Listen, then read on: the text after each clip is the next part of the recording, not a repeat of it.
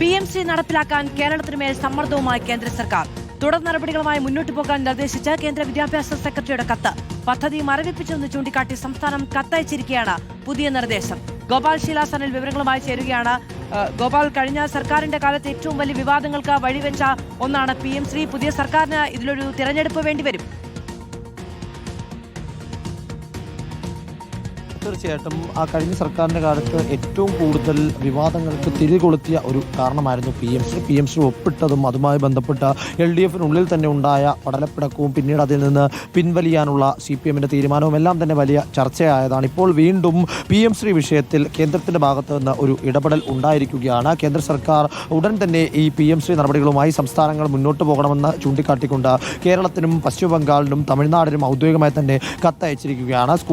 പദ്ധതി സ്കൂളുകൾ തുടങ്ങുന്നതുമായി ബന്ധപ്പെട്ട നടപടികൾ ഉടൻ തന്നെ കൈക്കൊള്ളണമെന്ന് ഈ കത്തിൽ പറയുന്നു. അതായത് ചീഫ് സെക്രട്ടറിമാർക്കാണ് ഇതിൻ്റെ കത്ത് നൽകിയിരിക്കുന്നത്. ഏറ്റവും പ്രധാനപ്പെട്ട കാര്യം, പുതിയ സർക്കാർ വരുന്ന ഘട്ടത്തിൽ ഇത് UDFനെ സംബന്ധിച്ചിടത്തോളം വലിയ വെല്ലുവിളിയാകുമെന്ന കാര്യത്തിൽ സംശയമൊന്നുമില്ല. കാരണം നയപരമായ തീരുമാനം എടുക്കേണ്ടത് അത്യാവശ്യമാണ് ഈ വിഷയത്തിൽ. ഈ PMCയിൽ ഒപ്പിടാത്തത് കൊണ്ട് തന്നെ SSK ഫണ്ട് കോടിക്കണക്കിന് രൂപയാണ്, 1000 കോടിയോളം രൂപയാണ് വിവിധ വർഷങ്ങളിലായി കുടിശ്ശികയായി ബാക്കി കിടക്കുന്നത്. ആ പണം നേടിയെടുക്കണമെങ്കിൽ ഈ വിഷയത്തിൽ UDFന് ഒരു നയപരമായ തീരുമാനം അടിയന്തരമായി തന്നെ സ്വീകരിക്കേണ്ടതായിട്ടുണ്ട്.